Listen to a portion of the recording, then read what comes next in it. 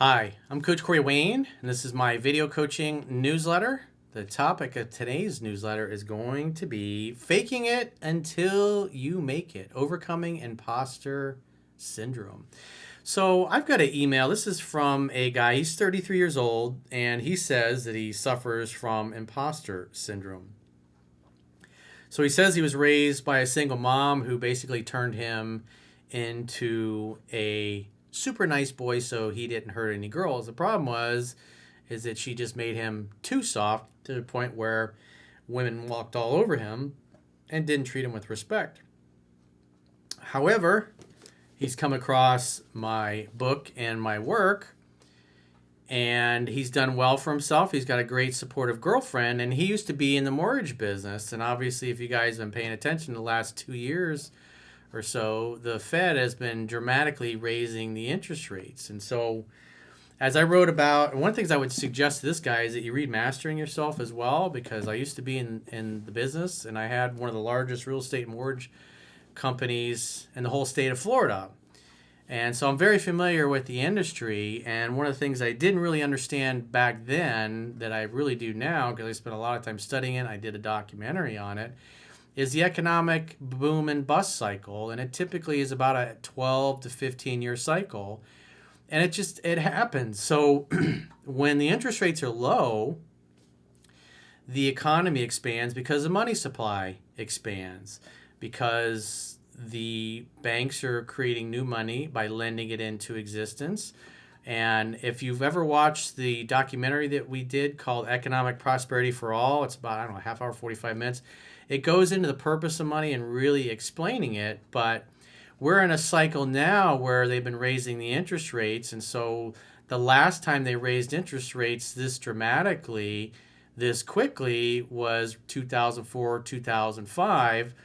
And, the same exact thing happened then, where the real estate industry got super overheated because there was so much cheap money chasing a finite supply of houses. And so it's simple supply and demand economics.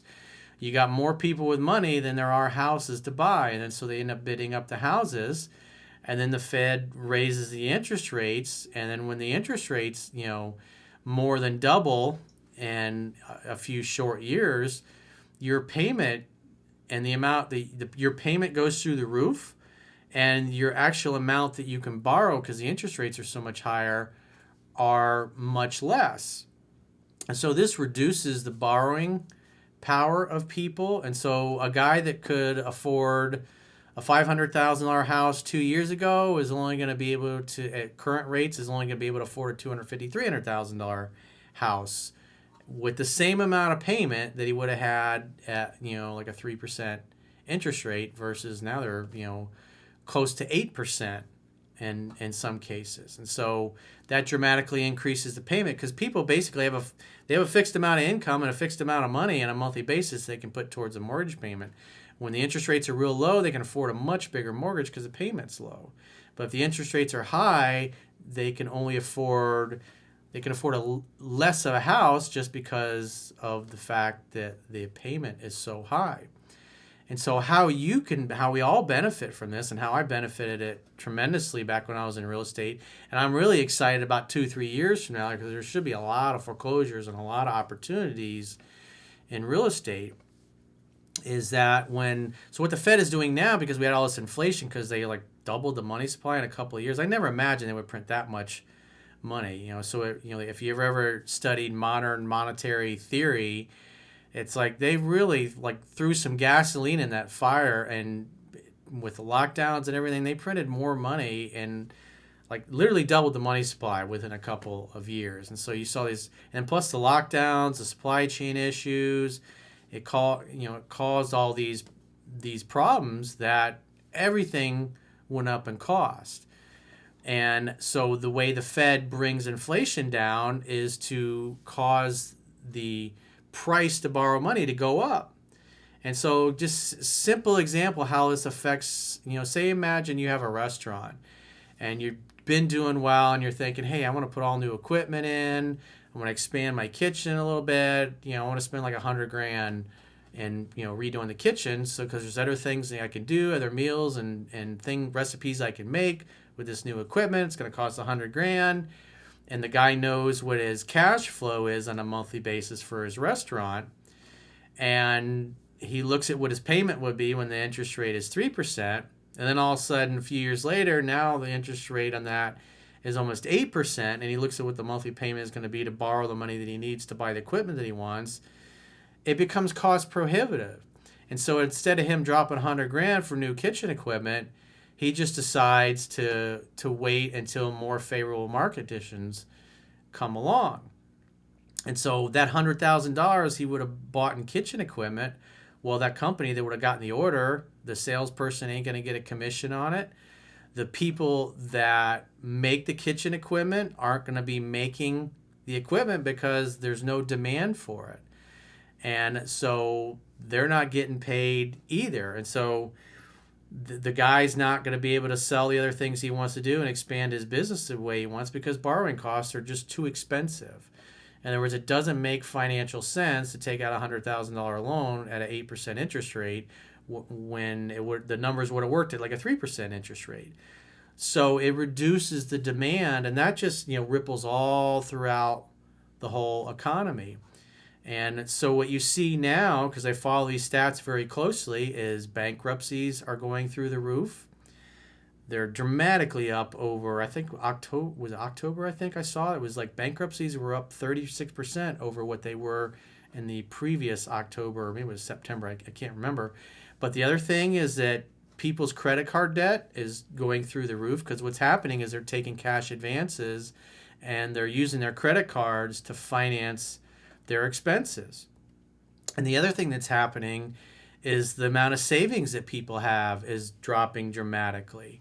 And the reason that's happening is because people are taking the savings that they had and spending it to pay their bills. So they're maxing out their credit cards and their line of credit just to maintain their normal bills, which puts them further into debt and gives them bigger monthly payments because they're just hoping to bide some time until things turn around, even though this is a multi-year process. I mean, the whole cycle, the boom cycle that we've just come out of, and then now we're entering the bust cycle. I mean, that's a 12 to 15-year cycle. And so when we look at the interest rate increases that started happening in like 2005 and 2006, Lehman Brothers happened in 2008, and the best deals were available in real estate when nobody wanted to buy about 2009, 2010.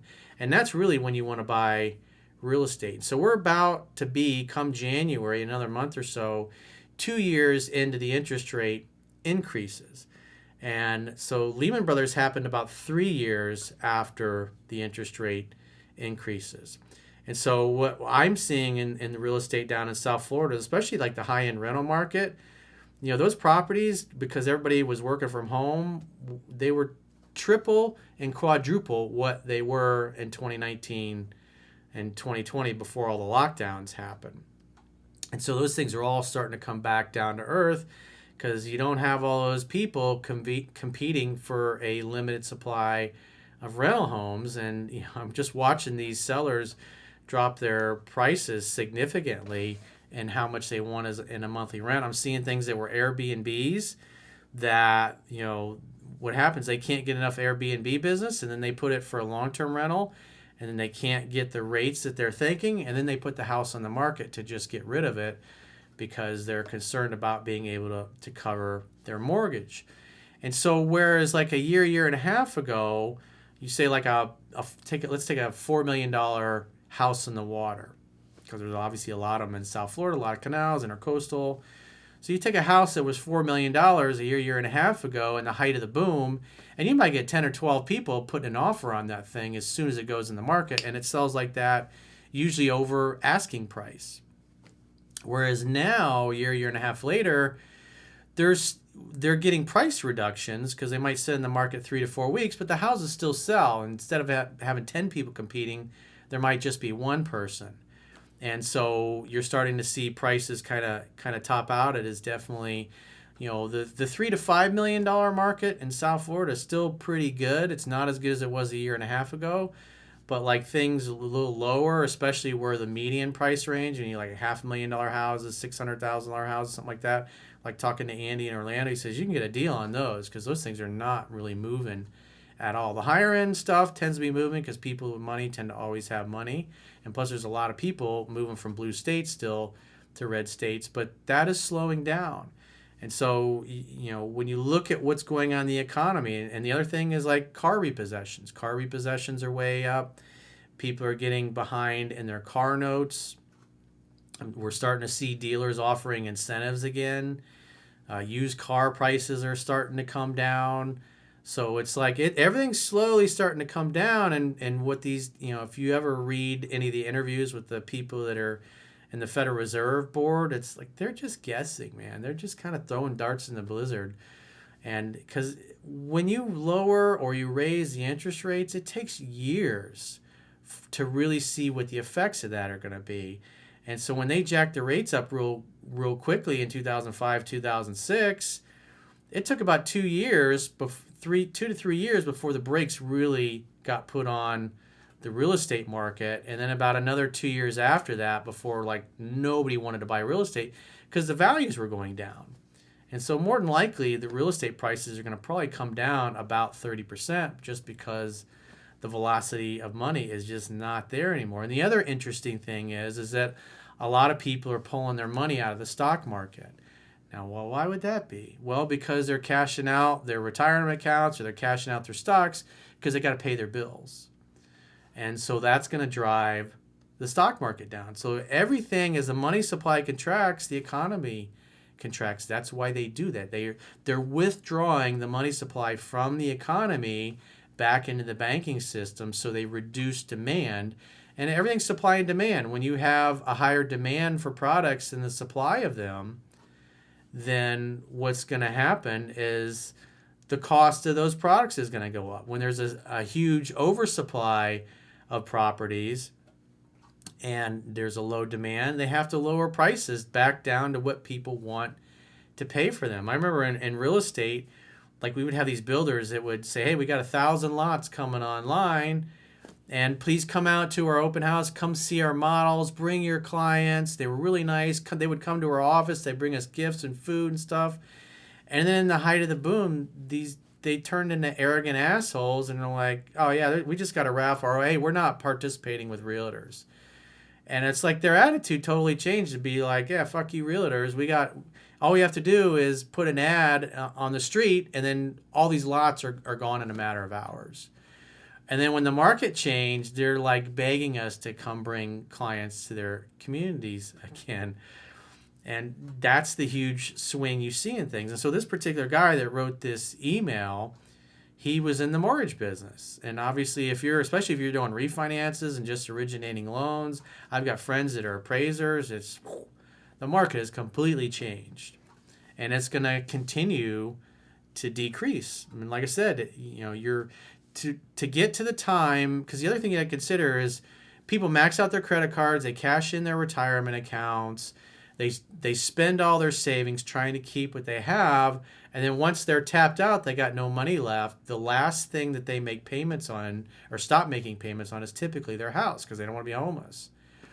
And if somebody files bankruptcy, then because normally a bank doesn't start foreclosure proceedings until you're about 6 months behind, and if you file bankruptcy, you can tie that house up for 6 months to 2 years, depending on how long your bankruptcy takes to work it through the system.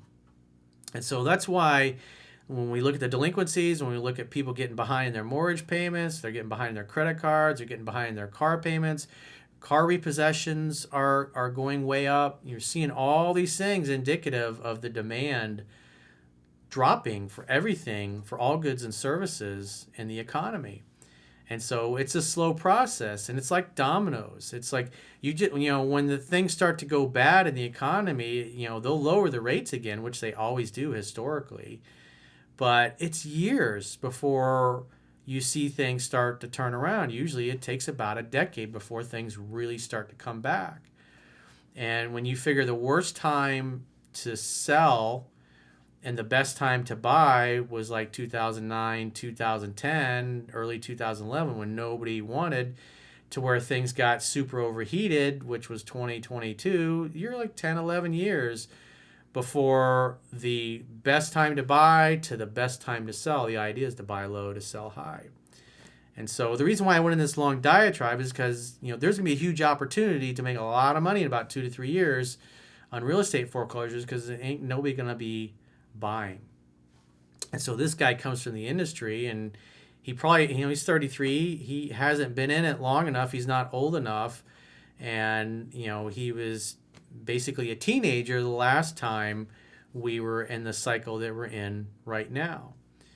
And so he's got a lot of experience in the industry. If you understand the boom bust cycle, again, the idea is to buy low and to sell high.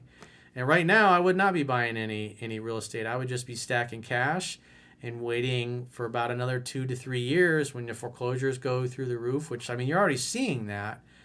But the best deals are still several years away because, people, they say now, the stats that are there now are that the curve just changed to where the overall saving rate of everybody is now below what it was at the height of, the lockdowns and everything. And so people are going through their savings and their stocks and their credit lines and lines of credit pretty quickly. And then once they're maxed out and they got no money left, that's when they really stop making their payments and things just, and then you get banks failing, and there's lots of opportunity. So this particular guy, the industry that he was in, I saw the same thing happen to all my friends that were in it. It's, everybody's living high in the hog, making tons of money, and it feels like it's going to last forever, but it never does.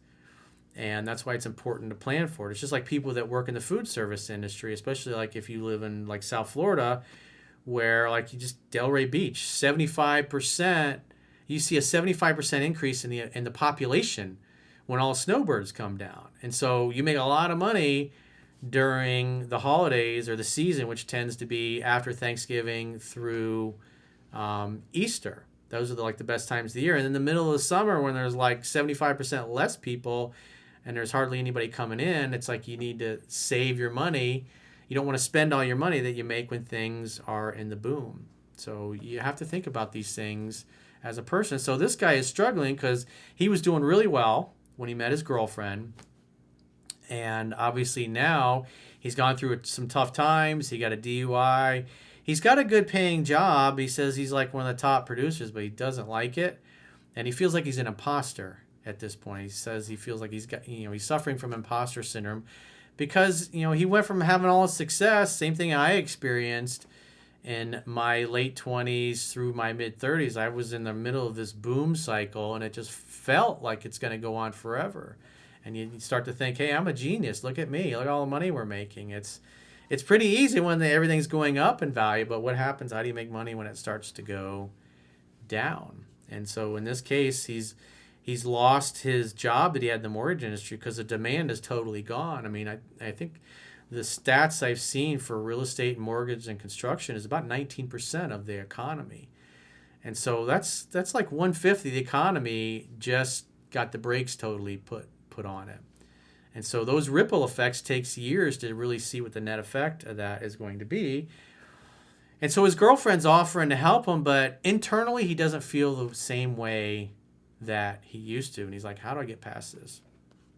So he says, Corey, the biggest regret I have with your work is not finding it sooner. Well, I wish I would have learned this stuff when I was a teenager, but it is what it is. This is why I do what I do. So the next generations don't have to go through all the shit that I went through.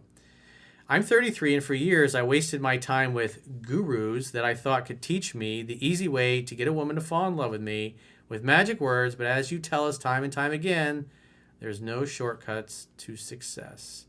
I stumbled upon your work after a breakup that sucked and being arrested for a DUI. I accept full ownership of my actions and have taken steps to ensure it never happens again. Well, that's life, man. Good for you for getting past it. He says, I completely turned my life around in a few short months after reading, listening, and applying the principles of the Bible and your work to my life. Cool story. While I was casually dating my current girlfriend, she told me she knew of your work and thought I was applying your principles to our interactions. I teased her about it and stayed firm, and shortly after, she asked me to be her boyfriend. So she gave him some friction about, oh, I know what you're doing.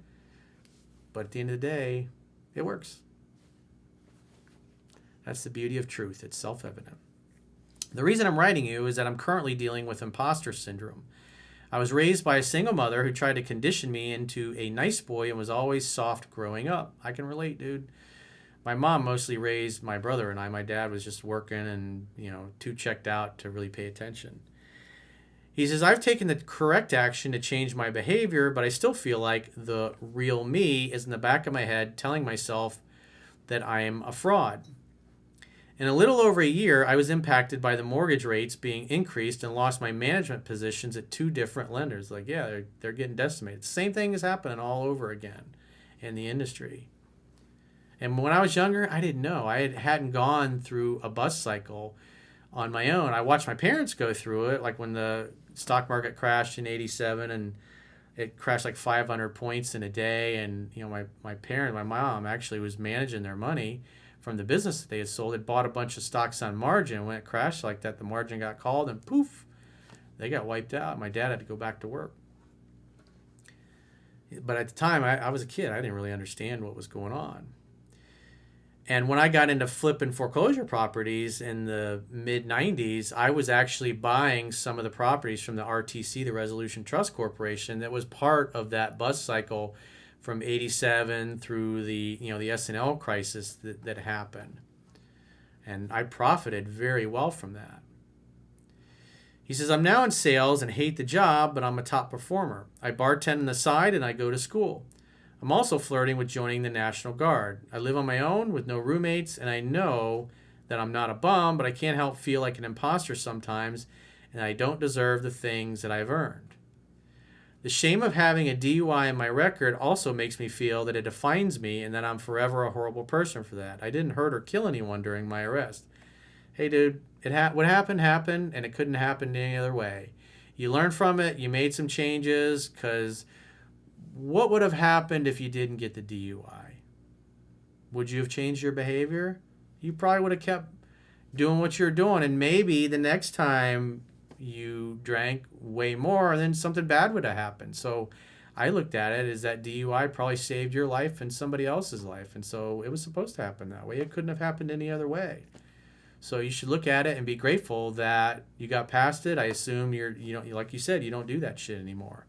But I can understand the imposter syndrome, because I went from doing really well in real estate, making $500,000 a year, to just a few short years later, at the height of things, like when I got out of it, 2005, 2006, to where in 2010, late 2009, 20, through summer of 2010, for about 10 months, I was waiting tables at a sports bar. And in the middle of the summer, when it was really slow in Delray Beach and like 75% of the people are gone back up north, I remember working a closing shift. Keep in mind, I'm like 39, 40 years old. I hadn't waited tables in almost, 20 years, since my early 20s. And this was a busy sports bar. And so you're just moving and shaking constantly compared to the high-end restaurant that I used to work. And I would work an 8-hour shift, and my shins are bothering me, my calves are bothering me, my feet hurt. It's just a lot of walking around, running around. I was exhausted when I went home, and then you go home like $80 in a closing shift in the middle of the summer when there's like hardly anybody coming in the restaurant. That's very humbling. I didn't feel like a super successful guy like I had once been, where I could just, walk into a Rolex shop and go, oh yeah, I'll take the Submariner. I think I got a Submariner. It was like $7,500 or $8,000, whatever it was. 20-something years ago, 25 years ago, whenever it was, I got that. We were in Hawaii. But I could do those things like that and had the cash in the bank. I was making money hand over fist. And then to work my ass off and make $80 for a closing shift because things were so slow. And then the very next day, get up and go to my little office that I had and do a Google pay-per-click campaign to send traffic to my website as I continue to test and refine my business and figure out the right way to market my business. I could blow that $80 in a matter of minutes, on a pay-per-click campaign. And so it's very humbling. I didn't feel very successful. I didn't feel like the shit anymore. And all the success that I'd had in my life, to go from making $500,000 a year, having an exotic car and nice boats and jet skis and living in a big ass house and a multi-million-dollar office building, to basically sleeping on my dad's couch and coming home with $80 in my pocket and my legs and my feet hurting. It's like, I can totally get the imposter syndrome. And I remember when I got, when things started going really well, and then when I moved down to South Beach, I lived in this really luxurious building down in, south of Fifth. And, I kind of felt like an imposter. It was weird. I remember walking around there those first few months, and I felt like I didn't deserve to be there. Because my confidence wasn't the same, because I had this experience of this really difficult time that I had financially, emotionally, mentally, spiritually, where I questioned everything. It's like everything that I thought I knew about the world and business, it's like I had to unlearn all of it, because all that success that I had really got in the way of me being successful at what I'm doing now. That's why it took so long to figure out my business model. And so that was very humbling. I didn't feel too good about myself. And even though I'm driving a nice luxurious car, I'm walking around and I'm seeing all these famous people, and if I mention the names of who they were, they're celebrities, sports stars, business moguls, billionaires, and here I am, just 4 or 5 years beyond waiting tables and coming home with $80 a night, and I'm able to afford living in this really super expensive, luxurious community of with a bunch of other way uber wealthy people. I mean, I was a pauper compared to most of my neighbors, but it's like over time, and I got to know everybody and be there and got to experience it and get used to my new reality. That, hey, I'm kind of back. It took a long time, and what's different the second time around is that, as Jocko Willink says, be humble or you will be humbled, and I got humbled big time.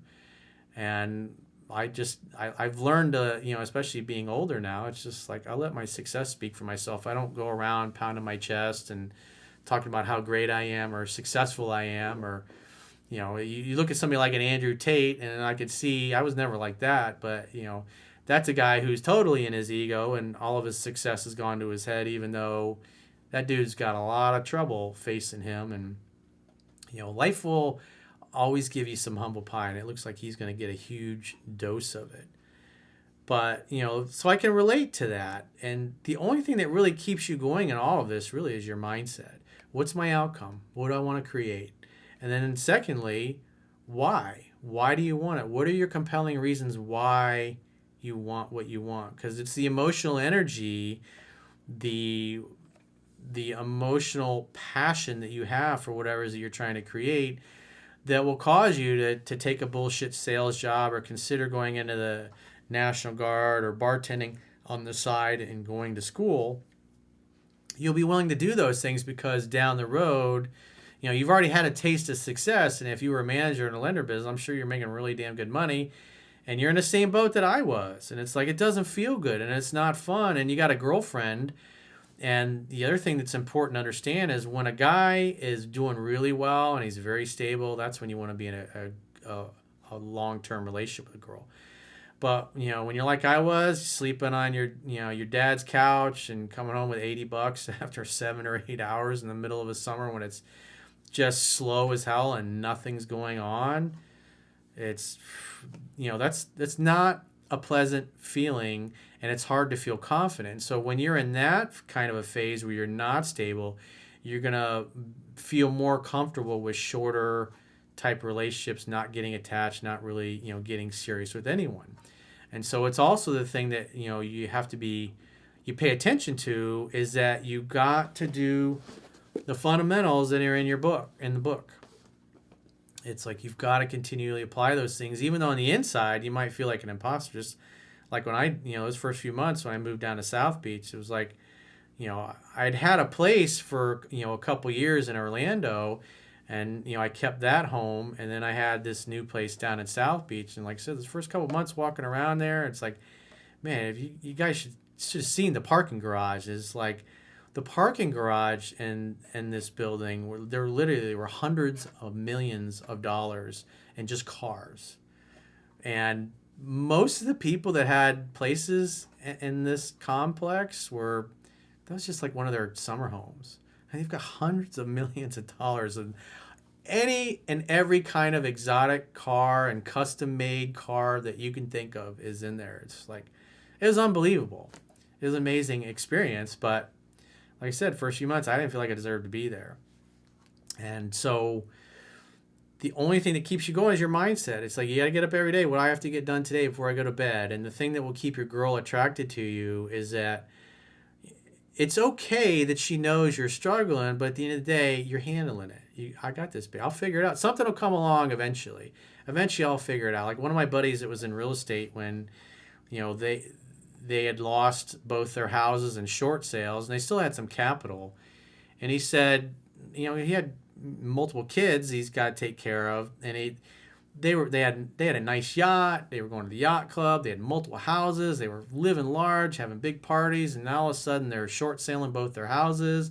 They're downsizing. They ended up moving to a different part of the state where it was cheaper, and the school system was really good, so they could send their kids to public schools, and they completely changed their lifestyle. And I remember he was just saying, yeah, if I can't do what I'm doing in real estate anymore, he's like, I'll wash windows, I'll paint houses, I'll do whatever I got to do in order to survive and provide for my family.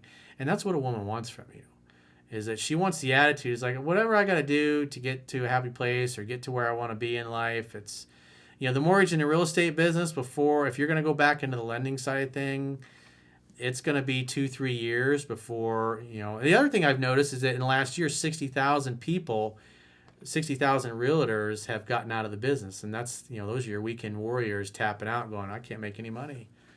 And, they're getting out of the business. So this is just part of the cycle. And, a good time to get back into it if you're going to be in real estate and you're going to sell properties, like I said, is going to probably be about 2-3 years, probably closer to 3 years down the road. And, the only people that really be buying that are going to be the investors. And, when does the regular residential stuff come back?